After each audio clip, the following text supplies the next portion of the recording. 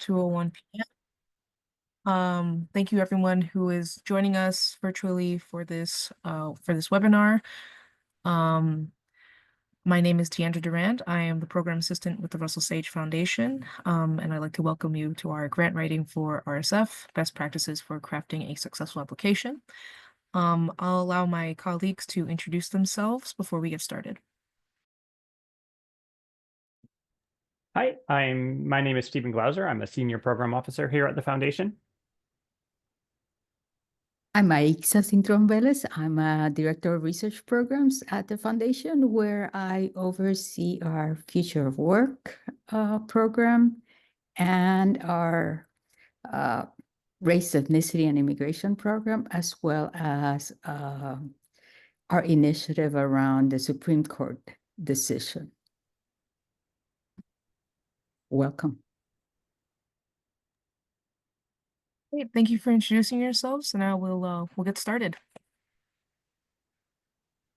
So first, before we really dive into our webinar today, I'm just going to go over a few housekeeping notes. This meeting is being recorded, so in case you want to review something or maybe you haven't quite got an email written down correctly, it will be made available on our website by within 1 or 2 days. So just make sure to check our website, or if you have any questions or you can't find it for whatever reason, you could always email us at programs@rsage.org. We will ask you to add any questions that you have during the webinar to our Q&A function. We will be answering those questions at the end of our presentation. So please feel free to use that function during the presentation, but note that we won't respond to them until the end. We ask that you refrain from asking any project-specific questions. This presentation is meant to be a little more generalized. If you do have any specific program questions, please send us your questions to programs@rsage.org. And of course, if you do have any questions that we cannot get to in today's meeting, again, feel free to email us at our programs@rsage.org. Either myself or my colleagues will return to you within 48 hours.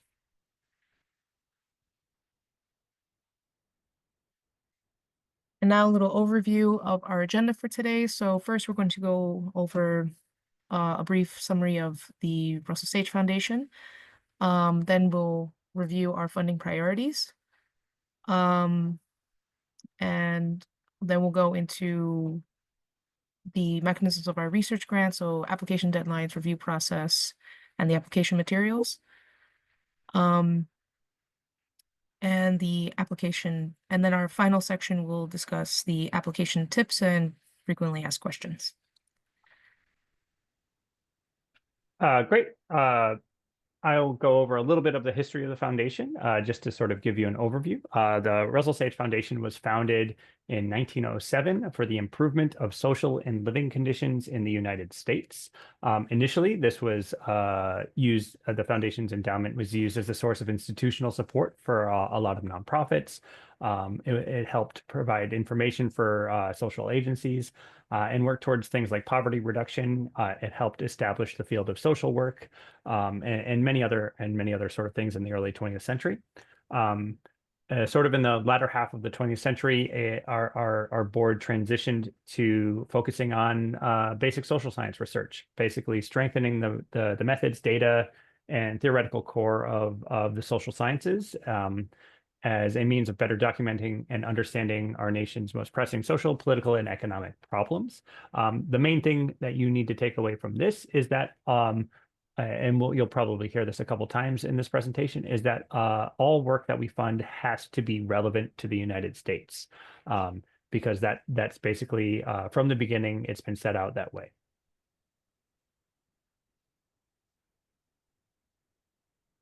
Okay, so now we're going to go over some funding mechanisms. So the important thing to take from this chart, and I would recommend anyone to take a picture of it because it's pretty explanatory.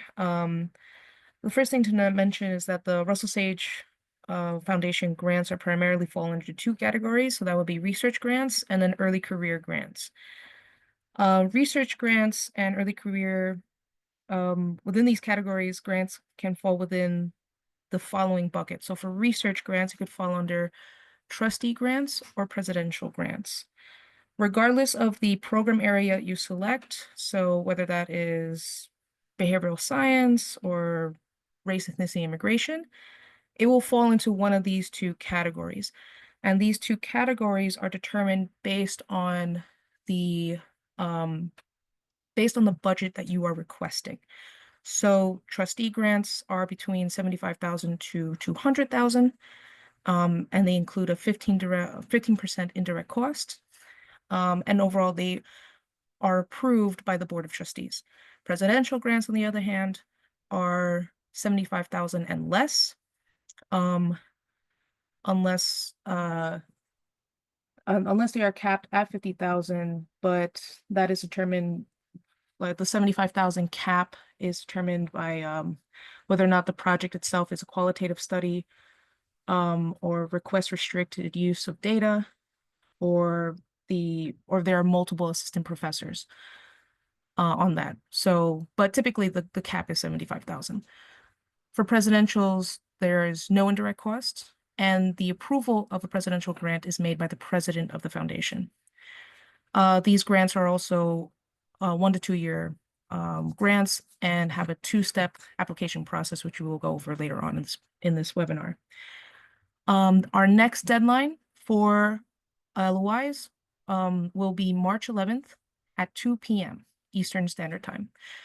The reason why we choose 2 p.m. as our deadline is in case there's any technical issues.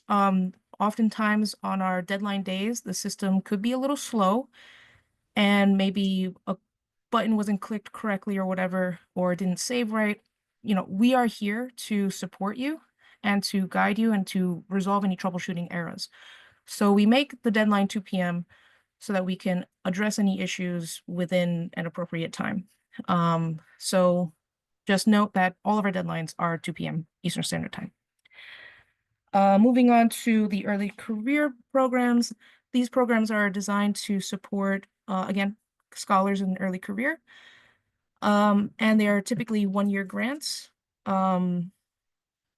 The pipeline grants are one of our latest initiatives and can go for either 35,000 for individuals or 50,000 for teams, and is directed towards non-tenured early career academics, except postdocs. The next deadline will be around October of this year, again, 2 p.m. deadline. Our latest early career program is the causal research on the criminal justice system. Again, a 1-year grant, $100,000 max, and eligibility is tenure track assistant professors at U.S. institutions. We are going to have a separate and unique webinar just for our new program, the research or causal research on criminal justice, on March 4th at 2 p.m. Please visit our website for further information and to register for that. If you have questions to do that, please send us an email. And our last early career program is a dissertation research grants, which are again a 1-year grant, $15,000 maximum. And the eligibility is that you must be a PhD student at a U.S. institution and ABD in all of your studies. Typically, the deadline is around February. That could be subject to change for next year, so I would recommend that everybody sign up for the RSF newsletter, where you will get the most up-to-date information about deadlines and which programs we're accepting under and all that information.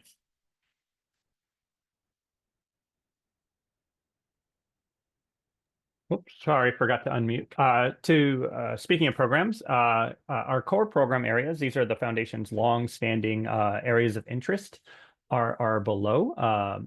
We have a behavioral science and decision-making in context program.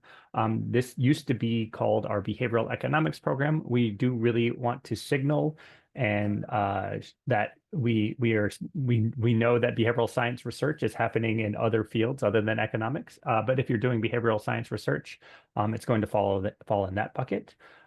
We have a social, political, and economic inequality program that used to be called social inequality. But again, we want to sort of signal that we are interested in inequality broadly across the social sciences. And we have a future of work program. This is a program that is interested in a lot of things that have to do with the labor market, the future of the labor market, anything from worker power versus monopsony, the things around the minimum wage debate, things around labor market institutions like unions, things like automation and AI and job replacement. All of these sort of things fit into the future of work. And then we have a program on race, ethnicity, and immigration. And one thing that I will note is that there's obviously overlap between these program areas. These are big buckets. We all know that there are inequalities that have to do with race and ethnicity or immigration status and things like that. Don't worry about that too much. If you think yours fits one better than the other, apply to the relevant deadline and submit under that program area. If we think it should be in a different one, we'll just move it to that relevant program area. To help you figure out which types of programs we think of in each of these program areas, each of these has an RFP, a request for proposals, that has example research questions and example topics that we list on our website. None of those RFPs are the full coverage of interests and the full lists of everything we are interested in. They're just examples. So if your topic or your research question is not listed, but you're adjacent to it, it's probably still of interest to the foundation. I will make a note that in our behavioral science and decision-making program, we are particularly interested in behavioral science as it intersects with the other three program areas. An example I like to use is there's a lot of really cool data out there from like baseball about umpire decision making and like calling strikes and balls and things like that.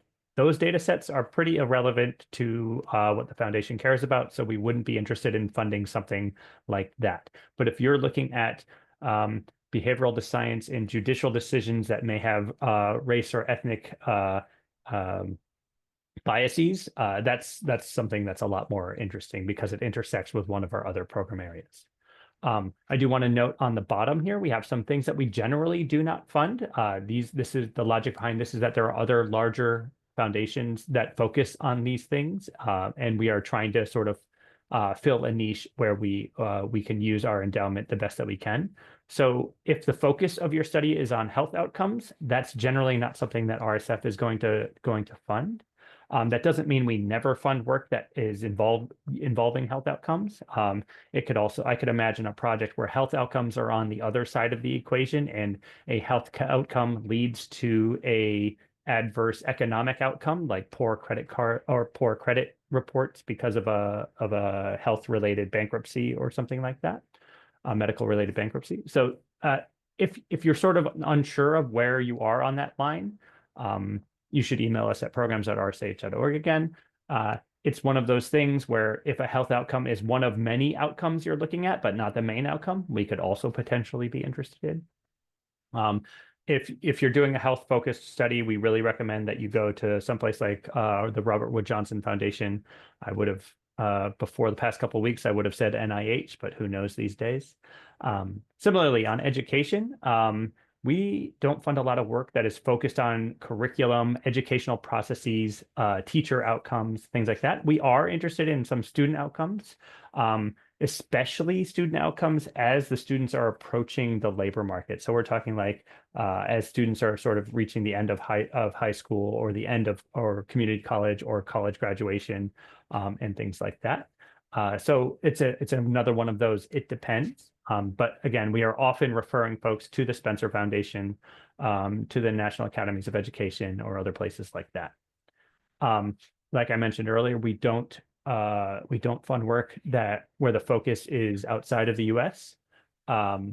This is from our founding, we focus on the US. I will say that we have funded a couple studies that are looking at, say, folks that were deported from the US back in their country of origin, and we still count that as relevant to the US. So there is, as always, there is some squishiness. Maybe we're talking about like some of the United States overseas territories. We would consider that part of the US and things like that.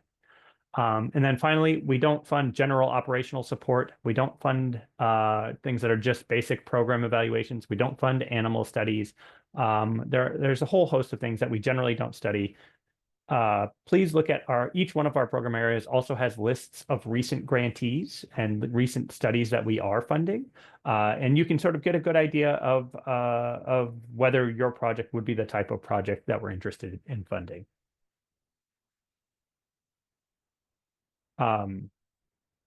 So in addition to our program areas, we have some special initiatives. These are sort of like junior varsity program areas.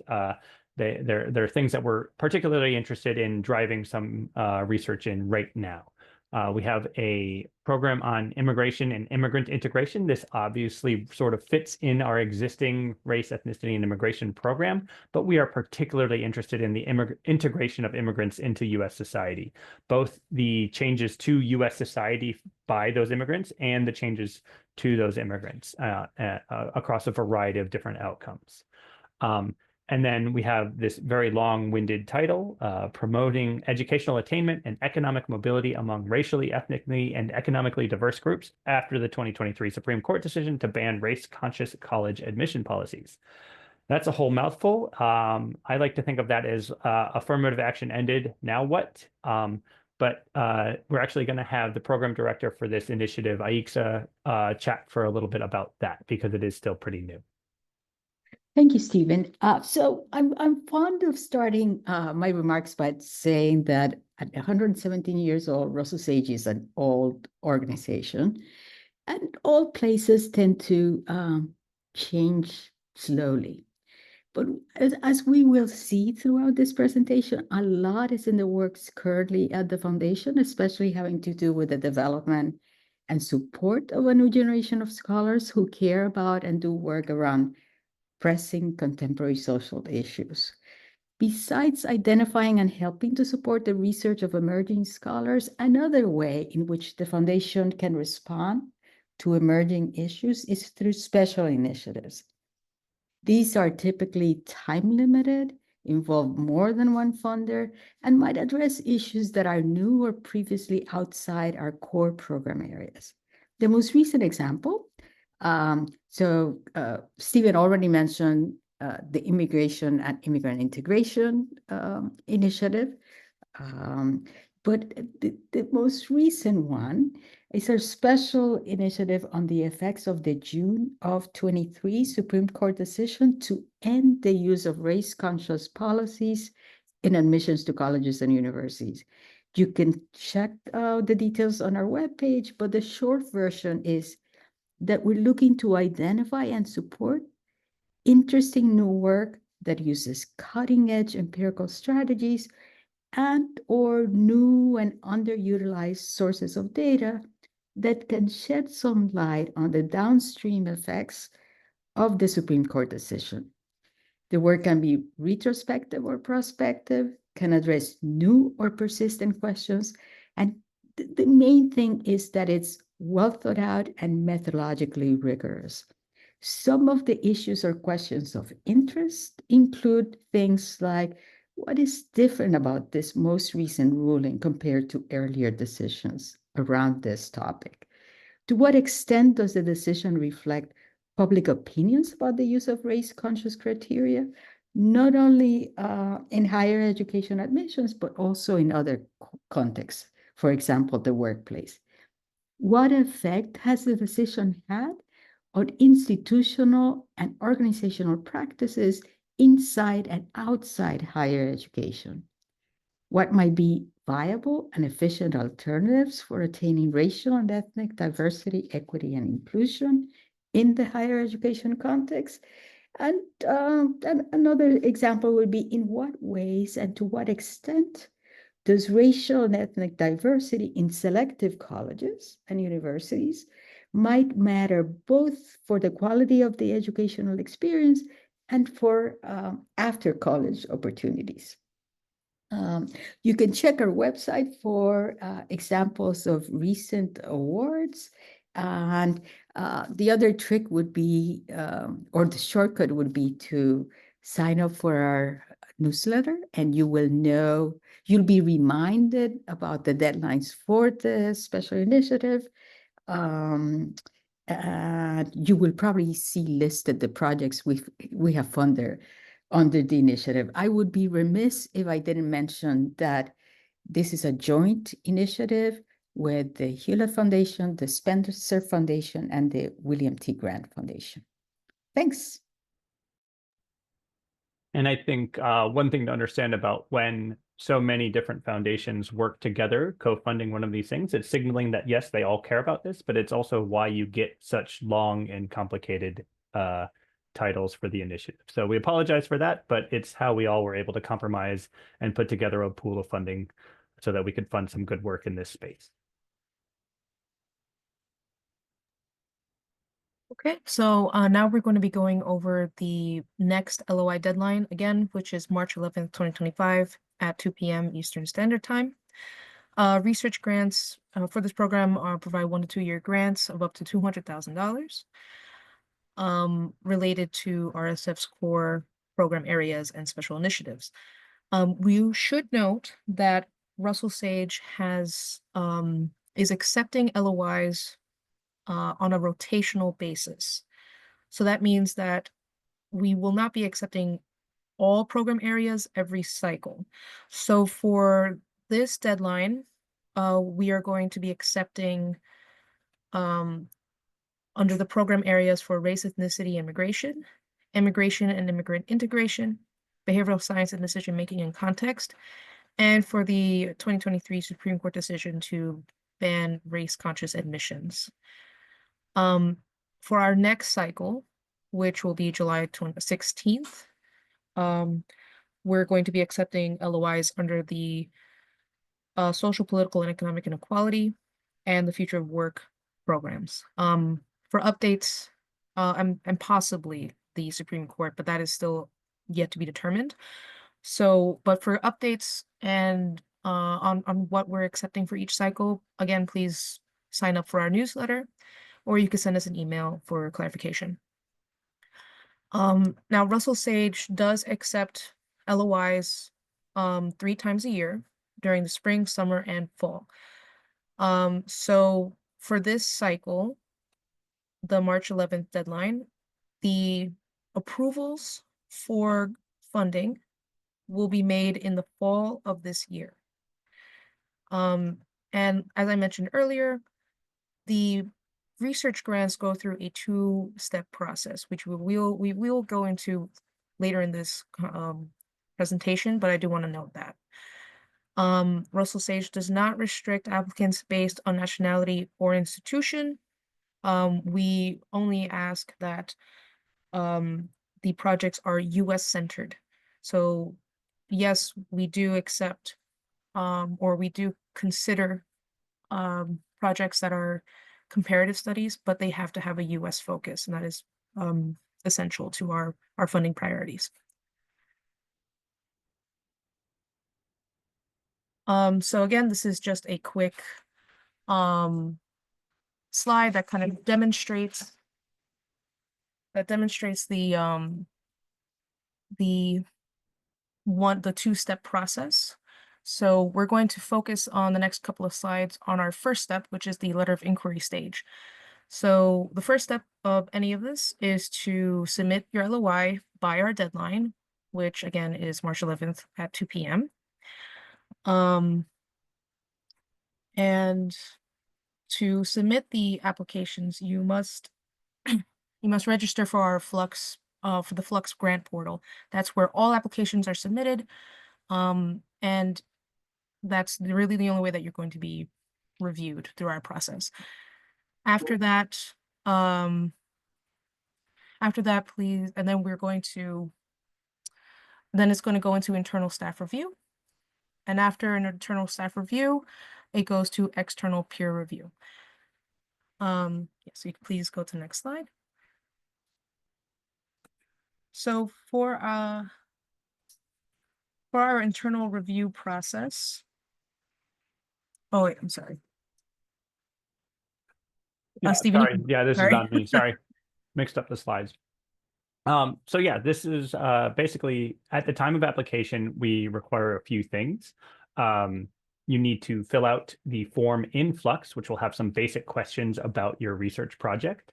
It'll have a place for you to fill out the title, a place for you to fill out the abstract, a place for you to fill out some basic information about the type of research that you're starting to do. And then you need the actual LOI itself. It's an uploaded separate narrative document. It's limited to 4 pages. It's single spaced. We do not count references in those 4 pages. So you don't any of those citations, those don't count towards the 4-page limit. And you are allowed to have a short, maximum 1-page appendix for anything that has like a chart or a figure or anything like that, but we do not allow extended appendices for you to sort of like cheat your way into extra pages. We don't require budget. We do like to see a CV at the time of LOI. It's only for the main PI. We don't need to see all co-PIs CVs until the proposal stage. We ask that the CV be abbreviated. No one wants to scroll through 20 pages of an academic CV. So if you could limit it to a 5-page max, like what you've done recently, CV, that would be really helpful. You all, as Deandra mentioned, you have to register for our Flux platform before you can fill any of this out. We really recommend that you do that a few days before the deadline because all of our registrations have to be manually approved. So if you are trying to register at the last minute and then fill out the application form, you're going to really struggle, both because we are being inundated with everyone else who procrastinated, but also the system really gets bogged down on deadline days. I really recommend, I know academics love to procrastinate. I really recommend that you try to submit the day before, because that last day, everyone else is also trying to submit, and the system, even though it's pretty robust and has never crashed, it does get real slow and is very frustrating for users. Please register ahead of time, and I really recommend that you have things ready to go and submitted maybe the day before the deadline. So the first step after you submit the LOI is our internal review stage. So at this stage is when all LOIs are internally reviewed by RSF staff to determine whether or not they are a fit with Russell Sage. Now, what we look for in this part is whether or not these LOIs that we receive are a US focus, for one.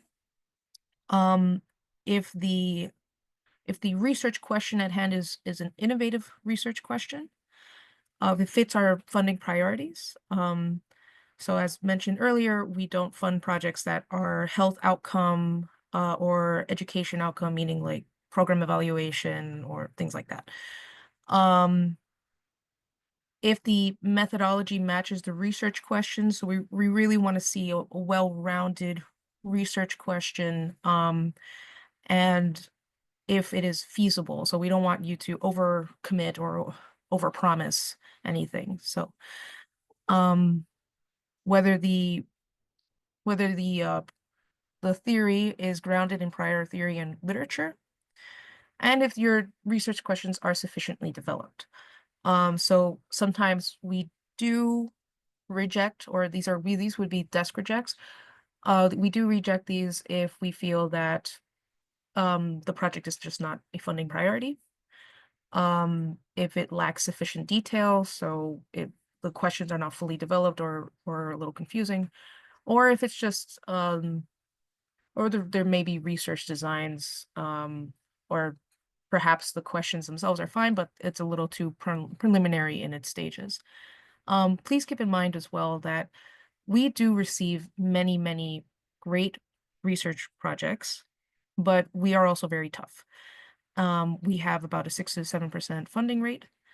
So it's just a matter of trying to get you to the next stage, trying to get you out of the internal review process. So that's basically our goal of this presentation as well. And we want to make sure that you provide or have the most well-rounded LOI possible. We do have LOI samples as well on our website that you can review to get a sense of what we look for in a successful LOI.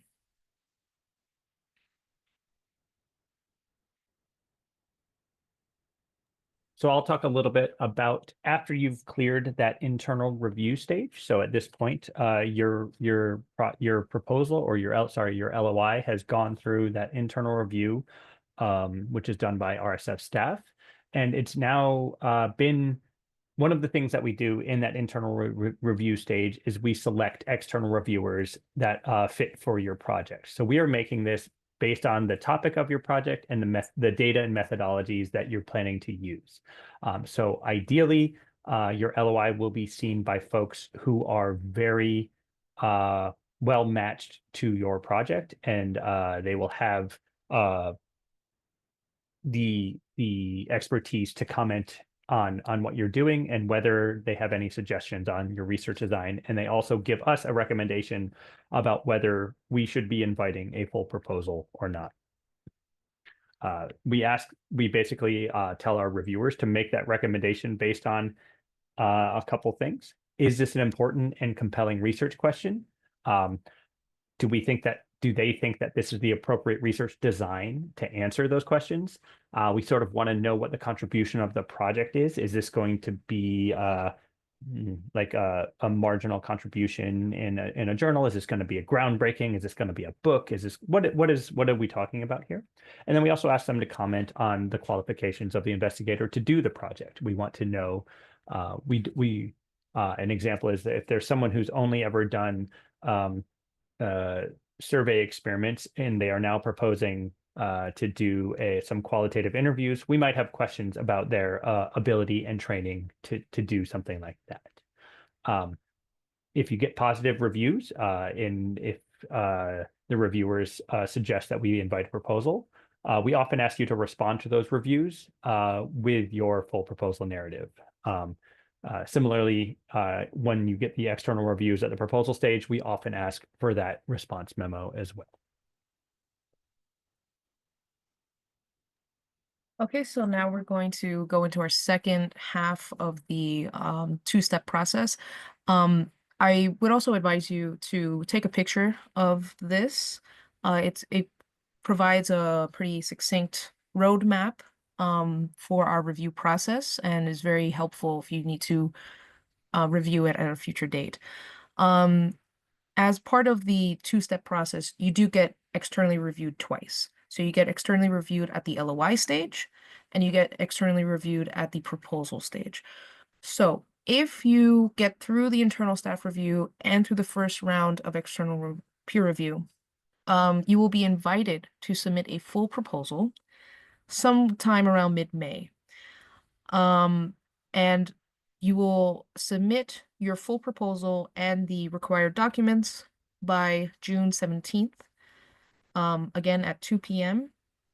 So just in case there is, of course, any technical issues, we can troubleshoot that within a regular business hours. After you submit your full proposal, it will be externally reviewed for a second time. And then some people will be invited to respond to their second round of reviewer comments. After that, it will be invited to advisory committee. And the advisory committee will recommend whether or not to move this forward to the board. Now, keep in mind that the proposals that are going to the advisory committee are trustee level grants. So that is grants that are between $75,000 to $200,000. Any presidential grants are going to be approved by the president of our foundation, Sheldon Danziger. Yes. So yes. So we can move on to the next slide. So just to go over some of the things that you're going to need at the proposal stage if you get invited to submit a proposal. The proposal is essentially there's an expanded form in Flux that has a few more questions about what you're doing. And then you're going to have a 20-page proposal narrative that's 20 double-spaced pages. So it's the equivalent of 10 single-spaced pages. We need a budget that has been approved by your institution. This often involves your university's Office of Research or Office of Sponsored Projects or whatever they call it at your institution. But you have to work with someone there to come up with a budget that follows RSF's budget template and our budget rules that are all available on our website. The budget narrative and budget and a project timeline is a separate document where you explain each of the line items in the budget that you provide and how they contribute to the research you propose. The aforementioned response memo to the reviewer comments and any of the co-PI CVs that did not get uploaded at the LOI stage. I do want to mention one thing about budgets. At the LOI stage, we don't require a lot of information on the budget, and you only have 4 pages to describe the work that you're doing. And we really care about things like the research design. So I don't want you to put together something like a whole paragraph about the budget at the LOI stage, when all we really need to know at the LOI stage is sort of like a top line number, like I am requesting $75,000 to use for summer salary, participant incentives, and research assistance, period. Something like that would be perfectly sufficient at the LOI stage. We sort of want to know the large amount that you're going to ask for and the types of things that you're going to use it for. At the proposal stage, we want that broken down very specifically. Here's how much I am asking for in summer salary. Here's how much I pay my research assistants. Here's how much I give for participant incentives. Here's how much we pay for transcription or anything else like that. So at the LOI stage, not a lot of information on the budget. At the proposal stage, plenty of details on the budget. And I just want to comment quickly on the budget amount. RSF is not usually making funding decisions based on the budget amount first. You need to make sure you have a really solid research design and a really solid proposal, because we're judging whether to fund something on those qualifications, not because you asked for slightly less money than you otherwise would have. So we do want you to ask for the amount of money you need to do the project. So if you're trying to figure out that top line number, work backwards. Say, oh, I'm going to need a summer month for this, and here's how much that is estimated. I'm probably going to need a research assistant for X number of hours, and I'll probably need some of these other things. And then whatever that number ends up being, that's the number that you should start asking for.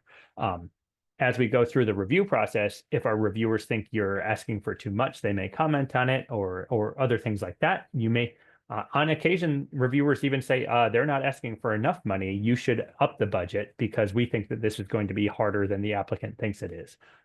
So it really depends. But sort of when you're coming up with that number, don't think that, oh, if I only ask for $40,000, Russell Sage will be more likely to review this and more likely to fund this. No, we're making those decisions purely on the strength of the match to our priorities and the strength of the question and the strength of the research design.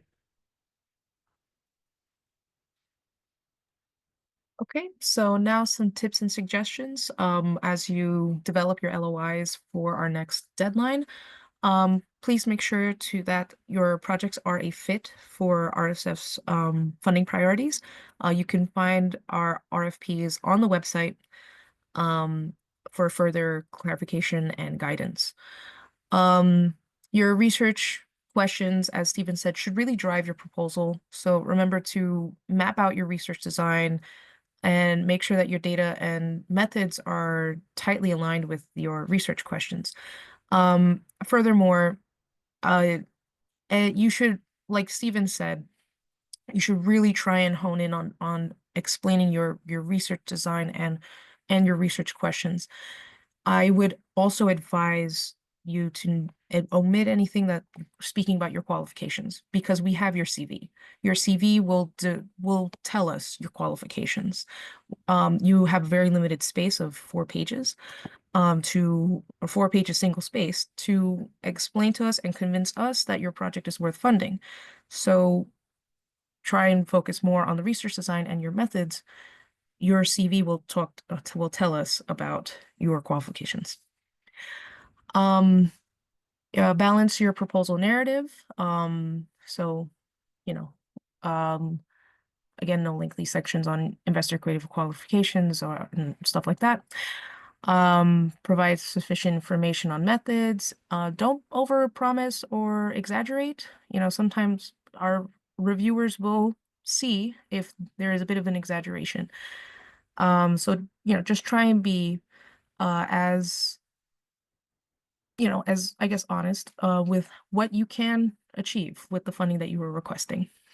It's okay to show that you understand the strengths and limitations of your research design. Oftentimes that is a plus when being reviewed. And if you are asked to respond to your reviewers, make sure to be serious in your response and gracious and in depth in your responses. Reviewers will note if you skirt over a question or kind of ignore it.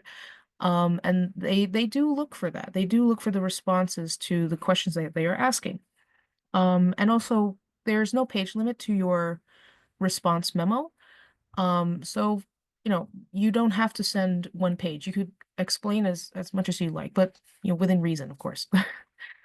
And of course, you could check our website for any frequently asked questions, and please make sure to submit your registration on time. I would like to emphasize that on deadline days, our system can be taxed, and it could be a little slow for things to upload or to update. So we do ask that you submit a registration and your LOI within a timely manner so that if there are any technical issues, that my team and I can assist you with that.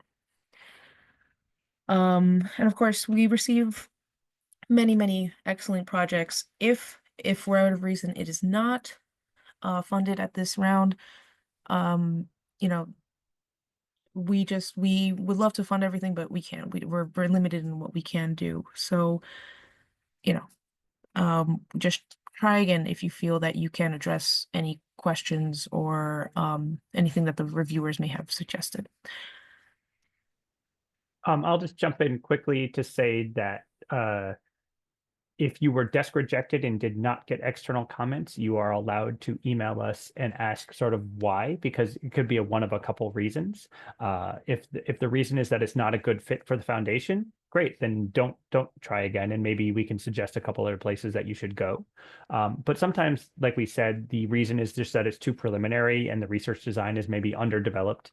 Maybe you haven't quite really figured out who the sample is that you're going to go interview, or maybe your survey instrument isn't quite ready yet, and you're still sort of, it hasn't been pre-tested yet, or something like that. And we may be interested in your topic. We just want you to come back at a future deadline. We would let you know that. And then I also wanted to comment on what Deandra said about reviewers and your reviewer response, your response to those reviewers. We often go back to the same reviewers on the second step of the proposal.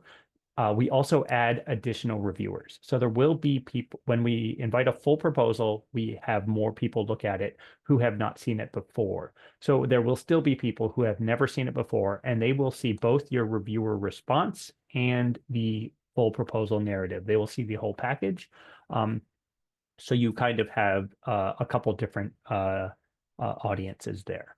And it's also the case that occasionally a reviewer who reviewed the LOI is not able to review at the proposal stage, and we have to add someone new. So it's not always a guarantee that you're not speaking directly to the exact same people that did the first stage review. So that can influence just as you sort of think about how to put together a response. Just as a general note, I do want to talk about some other things that are at the foundation. We have an open access, topic-based, interdisciplinary peer-reviewed journal. Everyone should go read it, download it, cite it. It's available at rsfjournal.org. We also maintain a repository of data sets that are produced through RSF funding. This is at russellsage.org/datasets. And we've said it many times, but the best place to get the most up-to-date information about upcoming deadlines is on our website. The link is there. We also heavily recommend that you register for our newsletter. I think they don't spam. I think they email once a month, maybe twice a month or something like that. And that's it. That's it from us. Here are the links, the relevant links. That email address is answered by more than one of us. So if someone's on vacation, someone always responds to programs@rsage.org. And please let us know if you have any questions. We'll start taking a look at the Q&A at this point. Again, with the caveat that Deandra started with at the beginning, really specific questions about your project and whether it's a fit for the foundation are best left for an email later. If you email us with like a title and an abstract or a short little thing like that, that can really help us get an idea, and then we can respond in a helpful way over email. And if you actually email us well ahead of the deadline, we can even set up a Zoom call to chat about your project and how to best frame it, or which program area it should go to, or which deadline you should apply to, and all sorts of questions like that. I'll say we see one question right now about does the foundation consider applications intended to test different ways that the main subjects for the research can navigate through the problems covered within your program areas? I would say the answer to that would be yes, and it depends, but yes, we are interested in ways that people are navigating the problems that of inequality, of racial and ethnic bias, dealing with I don't know a monopsonistic employer or something like that. I see an question here. How many external reviewers are typically involved in LOI and proposal process? Is there an AE or EIC equivalent role? So for it depends on whether or not the proposal is a presidential or a trustee. So at the LOI stage, and Stephen, correct me if I am mistaken, for presidentials at the LOI stage, we recruit at least 3 for presidentials and 4 for trustees at the LOI stage.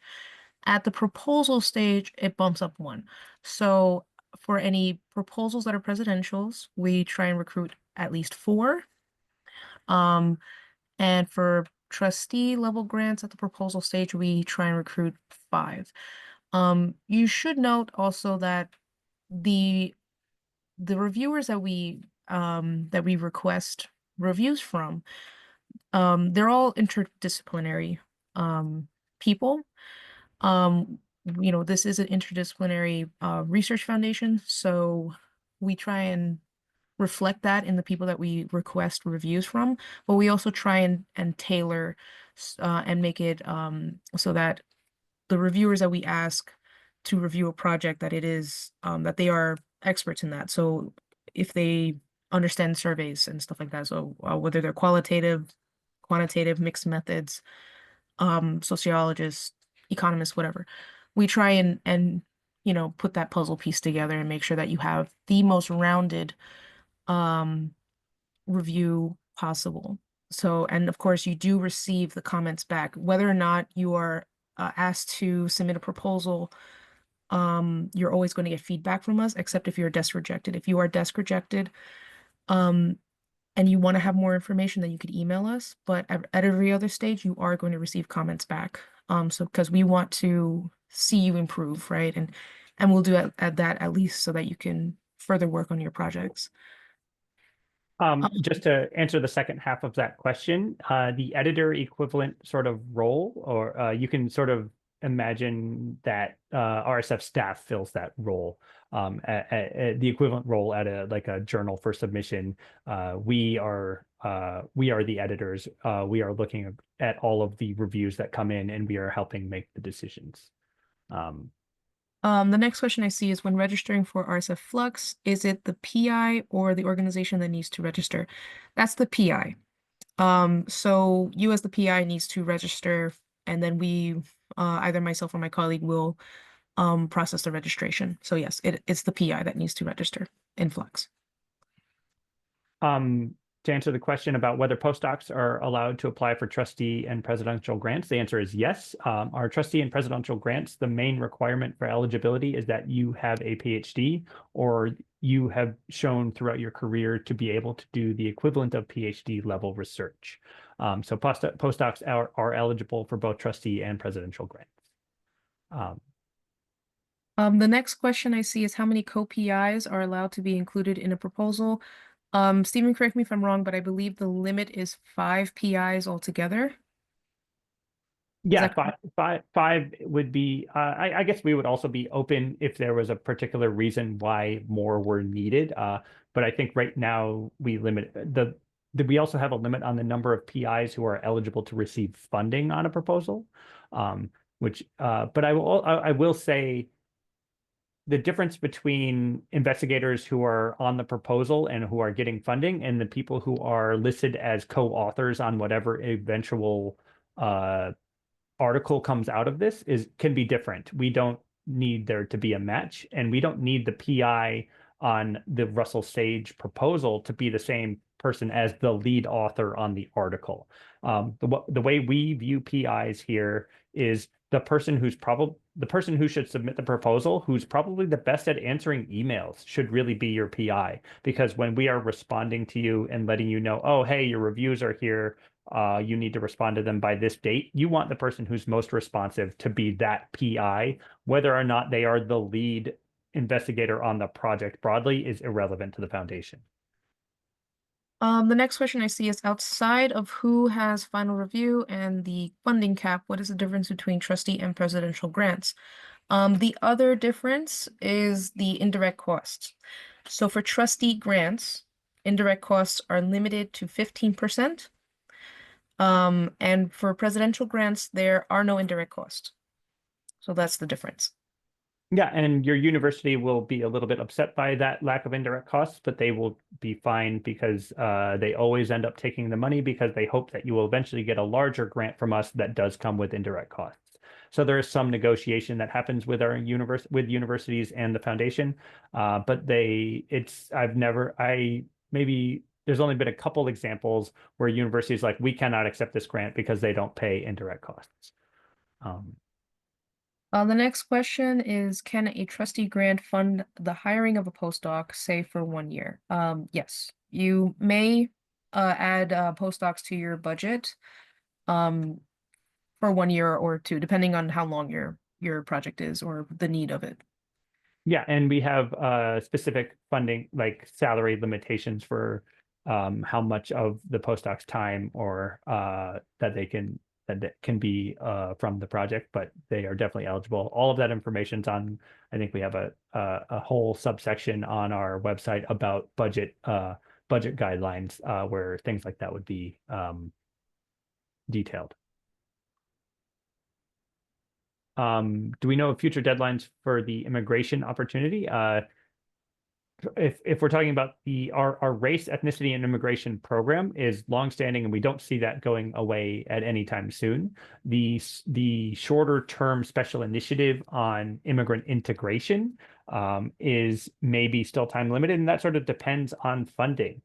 So if a whole bunch of really high quality projects come in this round and we run out of funding on that project, we may not hold a separate competition again for the immigrant integration initiative. But we will always have, on a rotation basis, our race, ethnicity, immigration program area. If you do not make this March LOI deadline, the next race, ethnicity, immigration deadline will likely be next October. But again, all of those things are sort of subject to change. So please pay attention to our websites, upcoming deadlines page and our newsletter. But our current anticipated next deadline for our race, ethnicity, immigration program is next October.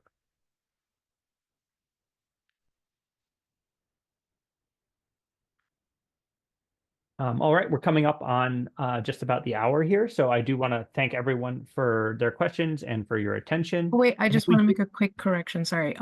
So I believe the next LOI deadline that's going to be accepting REI, which is race, ethnicity, immigration, and III is going to be in July. Is that right? No, that's it. No, that's incorrect. It's this deadline in March, Oh, I see. Yes. and then we're skipping it in July, and then it would be in October is the next scheduled one. Okay. Sorry, my mistake. I misread something. Sorry about that. But if we did not get to your question, or you have specific, like we said, specific questions about how good of a fit your project is, or anything like that, or please email us. We try to get back to you as soon as we can. And have a good rest of your day.